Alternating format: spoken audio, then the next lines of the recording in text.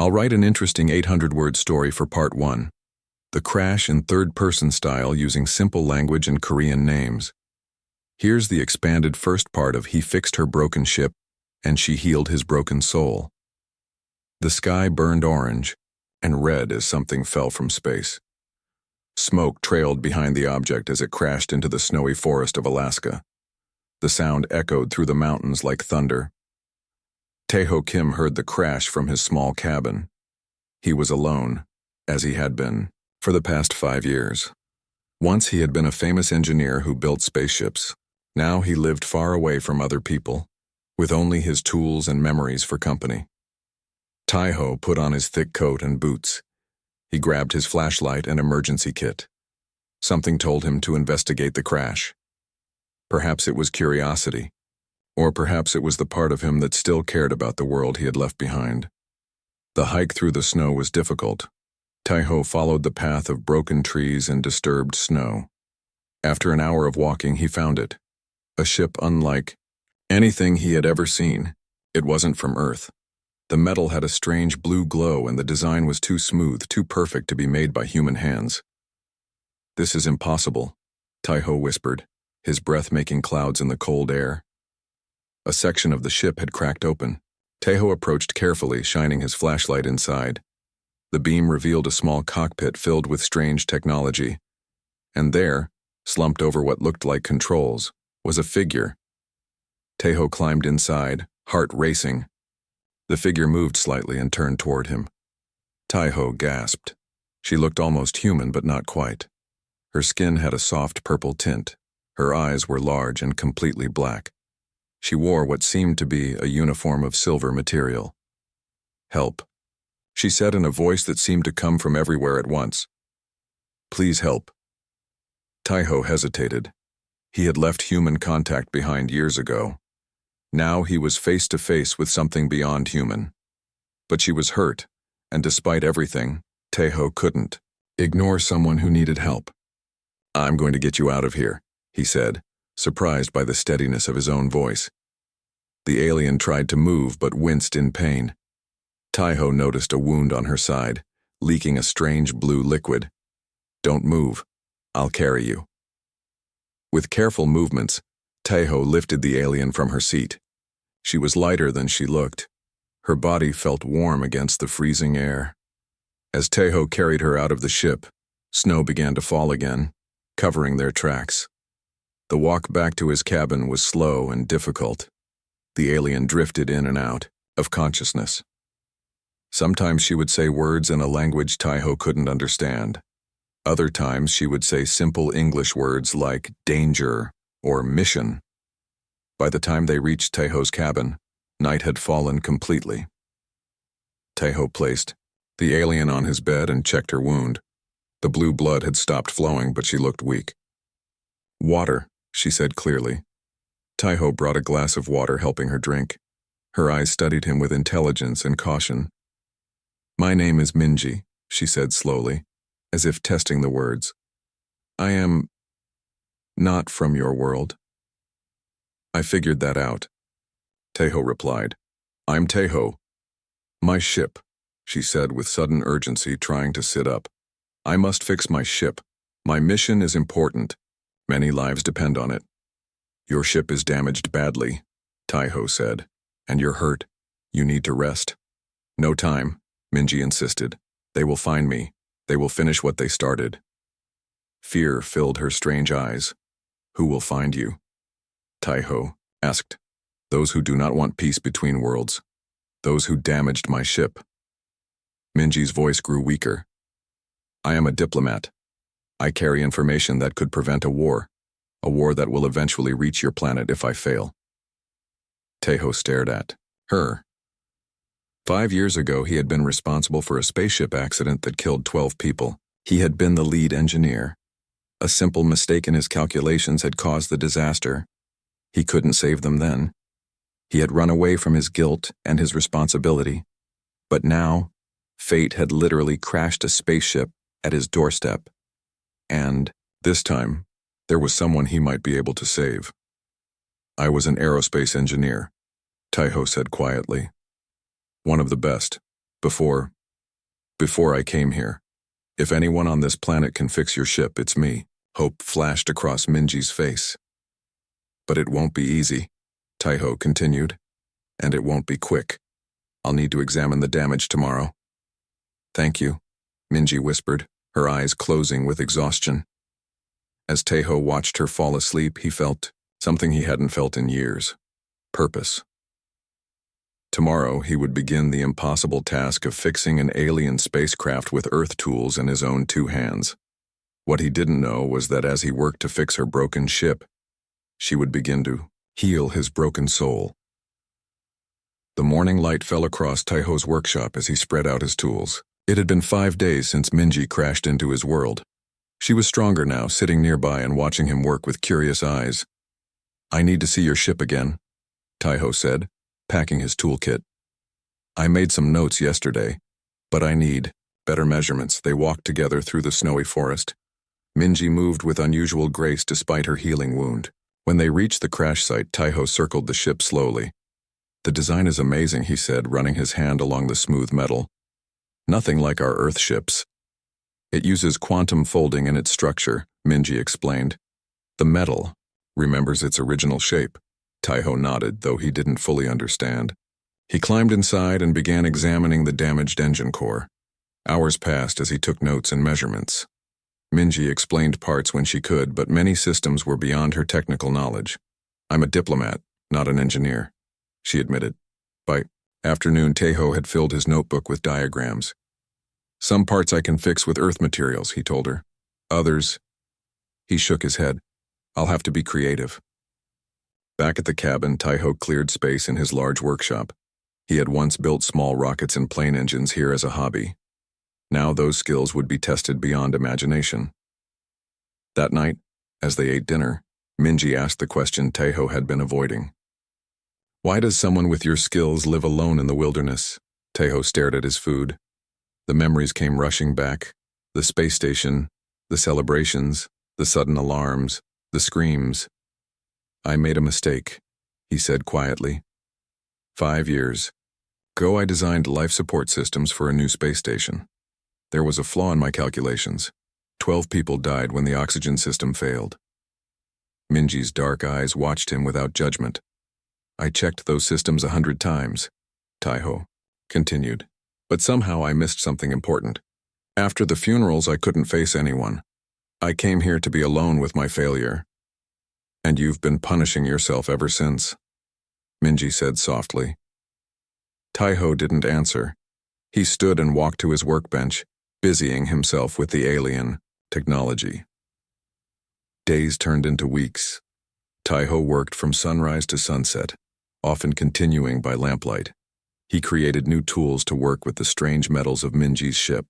He fashioned replacement parts from Earth materials, redesigning them to work with alien technology. Minji watched in amazement as Taiho solved problems her own people would consider impossible.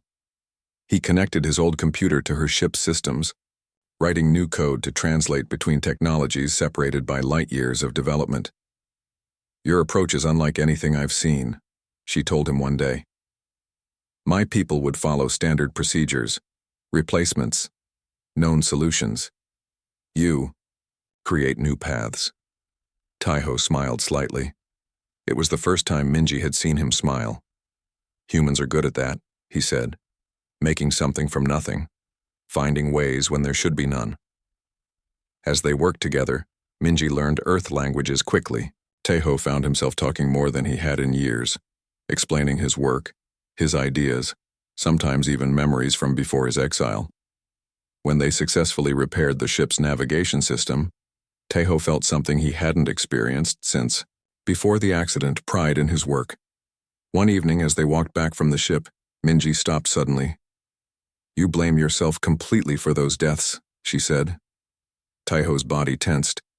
It was my responsibility. On my world we can sense emotions, memories, Minji said. When you speak of the accident, I feel your pain, but also something hidden, something you're not seeing. What do you mean? Taiho asked, his voice rough. I think you're missing pieces of what happened, Minji said. Just as engineers need all parts to repair a ship, you need all truths to repair a soul. Teho turned away, but her words followed him into his dreams that night.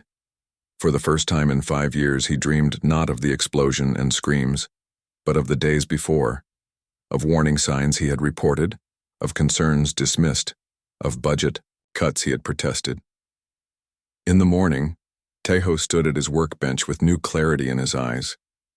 The ship was still broken, but something in him had begun to heal. The snow fell heavily outside as Teho and Minji sat by the fireplace. A month had passed since the crash.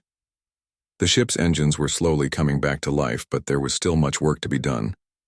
Tonight, Teho had asked Minji about her mission. "My people are called the Na'vi," Minji began, her dark eyes reflecting the dancing flames. "We are diplomats and traders. For centuries, we have helped maintain peace among the 12 advanced civilizations in this part of the galaxy." Teho listened closely. It was still hard to believe he was sitting with someone from another world. 3 months ago, a new conflict began, Minji continued. 2 powerful species, the Doran and the Vex, claimed the same planet system. Both want its rare resources. "And your mission?" Teho asked. "I carry proof that both claims are invalid. The planet system belongs to an ancient race thought to be extinct. Their descendants still live hidden on the 3rd moon. I have their genetic proof and historical records." Teho nodded slowly. "So whoever damaged your ship doesn't want peace," Minji finished. "There are always those who profit from war." Outside, the wind howled louder. Teho added more wood to the fire. "If I don't deliver this evidence soon, the conflict will expand. Eventually, it could reach Earth. Your world is not ready for such a war." Teho looked at her face, seeing the weight of responsibility she carried. His own troubles suddenly seemed smaller. "We'll get your ship fixed," he promised. "Every day we make progress." The next morning brought clearer skies. As they walked to the crash site, Minji taught Teho words in her language. He was fascinated by the musical sounds that seemed impossible for human vocal cords. At the ship, Teho worked on reconnecting the power systems while Minji explained more about her diplomatic mission. "The Na'vi believe all intelligent life is connected," she said, handing him a tool. "We feel emotions more strongly than humans. It helps us understand different species and find common ground." "Is that how you knew about my feelings about the accident?" Teho asked, not looking up from his work. "Yes. Your pain was very strong when we met. It's less now." Teho paused his work. "Working on your ship gives me purpose again. I haven't had that in a long time." By midday, dark clouds gathered again. The weather forecast Teho had checked that morning warned of a severe storm approaching. "We should head back," he said, looking at the sky. But as they packed up, a low rumble filled the air. The ground trembled slightly. "That's not thunder," Minji said, her voice tight with fear. The ship's communication panel suddenly lit up with flashing lights. Minji rushed to it, pressing symbols on the screen. "A message from my people," she said. "They've been searching for me." Teho felt a strange mix of relief and disappointment. "They're coming to rescue you?" Minji's face grew serious as she read. "More." "No. They're warning me. The saboteurs tracked my crashed ship's energy signature. They know I'm alive. They're sending someone to finish their mission." The sky darkened rapidly as the storm approached. Teho quickly gathered his tools. "How long do we have?" "Days, maybe less," Minji said. "We need to accelerate the repairs." They hurried back to the cabin just as the storm hit with full force. Wind rattled the windows as they planned their next steps. "The ship's defense systems," Teho said. "Can they be repaired quickly?" "With your help, yes, but the engines need more time." That night, as the storm raged outside, Minji shared more about her people's culture and history. Teho was fascinated by stories of worlds he would never see and civilizations older than human recorded history. In return, he told her about Earth's diversity, its many languages, cultures, and traditions. The way humans had overcome countless challenges throughout their history. "Your species has great potential," Minji said softly. "That's why I must succeed. Earth deserves time to reach the stars on its own terms, not through war."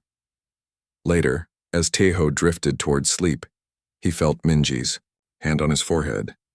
A warm, calming sensation spread through his mind. Memories of the space station accident surfaced, but this time, he saw details he had forgotten. Safety warnings he had filed that were ignored, budget cuts that had compromised his designs, political pressure to launch before final tests. "You carried blame that wasn't yours alone," Minji whispered. "Now see the truth." Tears rolled down Taeho's face as years of guilt began to loosen their grip on his heart. As the storm howled outside, something inside him grew quiet and still, for the first time in 5 years. The morning after the storm, Taeho woke with a new sense of urgency. The warning from Minji's people hung over them like a shadow. He found her already in the workshop examining his tools. "We have 3 days at most," Taeho said, checking his calculations. "Maybe less." For the next 48 hours, they barely slept. Taeho's hands moved with practiced precision as he connected the final circuits in the ship's defense systems. Minji worked alongside him, her knowledge of the ship's original design complementing his engineering skills. "Your modifications are actually improving the ship," Minji said with wonder as she tested the newly repaired shield generators. "The energy efficiency is higher than the original design." Taeho allowed himself a small smile. Sometimes fresh eyes see new possibilities. By the second evening, the ship's main systems were operational, but the propulsion drive still needed critical adjustments. They worked by the light of powerful lamps as darkness fell. "Who exactly are we preparing for?" Taeho asked, as he calibrated the defense targeting system. "They're called the Shard," Minji replied, her voice low. "Mercenaries who sell their services to the highest bidder. They have technology almost as advanced as the Na'vi, but none of our ethical limits." A cold wind blew through the trees around them. The forest seemed suddenly more threatening than peaceful. That night, back at the cabin, Minji guided Taeho through a Na'vi healing ritual. They sat facing each other, her hands gently resting on his temples. "Open your mind to me," she whispered. "Let me help you face what still hurts you." Taeho closed his eyes. Memories flowed between them. The space station explosion, the funerals. He attended the years of isolation. But this time, Minji helped him see something new, how his self-punishment had prevented him from using his gifts to help others. "Your guilt kept you from creating," she said softly. "But look what you've built for me, for my mission. Think of what else you could do." Tears slid down Taeho's face as he felt a weight lifting from his heart. Their moment of peace was shattered by a sharp beeping from the small communicator Minji carried. Her face paled as she read the message. "They're here," she said simply. "A Shard ship entered Earth's atmosphere an hour ago. They're tracking my ship's energy signature." Taeho moved quickly, gathering weapons he had modified using technology from Minji's ship. "How many?" "Usually a team of 3 or 4, Minji said, pulling on her repaired uniform. "They'll be heavily armed." Dawn was breaking as they reached the ship. Taeho activated the defense systems he had installed while Minji made final adjustments to the engines. "If we can get the ship running, we can leave before they arrive," she said, her fingers flying over the control panel. But luck wasn't with them. As the morning sun crested the mountains, they heard the sound of an aircraft approaching. It was unlike any Earth plane, almost silent, except for a low hum that vibrated in their bones. "Too late," Minji whispered. "They're here." Taeho took cover behind a large tree, weapon ready. "Keep working on the engines, I'll hold them off." The Shard ship, sleek and predatory, landed in a clearing 200 meters away. 4 figures emerged wearing armor that seemed to shift colors to match the forest. Their helmets had no visible eye holes, just smooth reflective surfaces. "Their armor has weakness at the joints," Minji called quietly from inside the ship, "and their helmets interfere with their peripheral vision." Taeho nodded, calculating distances and angles in his mind. The engineering precision that had once built spaceships now helped him plan a defense against alien mercenaries. How strange life had become. The Shard team spread out, moving with practiced efficiency. They carried weapons that hummed with energy. Taiho recognized the design from Minji's descriptions, pulse rifles that could tear through earth metals like paper. Engines at 60%, Minji called. I need 10 more minutes. Taiho took a deep breath. 10 minutes against 4 advanced alien mercenaries. It seemed impossible, but then fixing an alien spacecraft with Earth tools had seemed impossible too. He activated the first of his defensive traps. The game of cat and mouse had begun. The forest echoed with energy blasts as the shard mercenaries closed in. Taiho's traps had slowed them down, but they were professionals, adapting quickly to his tactics. Engine status? Taiho called, ducking behind a boulder as an energy pulse sizzled past his head. 85%, Minji's voice came from inside the ship. Defense shields are active but not at full power.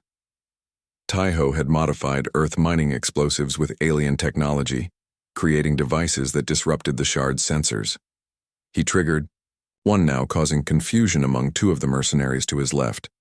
Taking advantage of their disorientation, Taiho fired his modified weapon. The blast hit one mercenary at the joint in his armor, just as Minji had advised. The figure dropped to the ground. 1 down, Taiho muttered. The remaining mercenaries intensified their attack. Trees splintered around Taiho as he ran from cover to cover, drawing them away from the ship. Inside, Minji worked frantically. The ship's systems responded to her touch, but the damage had been extensive. She pushed the engines beyond their safe limits, knowing they needed only enough power to escape Earth's gravity. After that, the ship's self-repair systems could handle the rest. 90%, she called to Taiho. 2 more minutes. A blast caught Taiho's arm, burning through his. Pain shot through him, but he kept moving. Using the last of his modified explosives, he created a diversion that confused the mercenaries' sensors. In that crucial moment, Taiho sprinted toward the ship. Energy blasts followed him, cutting through the air inches from his body. Now, Minji, he shouted as he reached the ship's entrance. The engines roared to life, their sound unlike any Earth machine. The ship rose several feet off the ground, its shields deflecting the mercenaries' desperate attacks. Taiho climbed inside, clutching his injured arm. Minji's hands flew over the controls, her face intense with concentration. Hold on, she warned. The ship shot upward with incredible speed. Taiho felt the pressure push him into his seat as the forest dropped away below them. Through the view screen, he watched the Earth's surface recede, the curve of the planet becoming visible. They're following, Minji said, indicating a red dot on the navigation screen. The weapon systems, Taiho said, moving to another control panel despite his injury. I modified them using your designs and some Earth concepts. Minji looked surprised. They weren't meant to be weapons. Not originally, Taiho agreed, but your shield technology can be reversed. As the shard ship closed in, Taiho activated his modified system. A pulse of energy shot backward, not to destroy the pursuing ship, but to disable its navigation. The shard vessel tumbled away, its systems temporarily scrambled. That was brilliant, Minji said with amazement. Our engineers never thought of using shields that way. Human creativity, Taiho replied with a small smile. As Earth became a blue sphere behind them, Minji set course for the nearest Navi outpost. The ship's automatic medical system treated Taiho's arm, sealing the wound with technology centuries beyond Earth medicine. Your mission will continue now, Taiho said, watching the stars appear around them. You'll prevent the war. Yes, Minji agreed. Thanks to you. A comfortable silence fell between them. Taiho looked back at Earth, feeling strangely calm about leaving it behind. His cabin, once a prison of his own making, now seemed like a distant memory. I've been thinking, Minji said finally. Your modifications to my ship have improved it, beyond its original design. The Navi would value such innovation. Taiho looked at her, understanding her unspoken invitation. There's a place for you, she continued. Not just on this mission, but afterward. Your skills could help many worlds, not just your own. Taiho thought of Earth, of his years of isolation, of the guilt he had carried. He thought of the new purpose he had found in these past weeks. I've been hiding from life, he said quietly. Maybe it's time to start living again. The ship accelerated, moving faster than any human vessel ever had. Ahead lay stars no human had visited, civilizations beyond Earth's imagination, and a mission that might save countless lives. Taiho felt something inside him change. The final piece of healing that Minji had helped begin. His soul, broken by tragedy and guilt, found new purpose among the stars. As Earth disappeared from view, Taiho turned toward the future that waited before him. For the first time in 5 years, he felt truly free.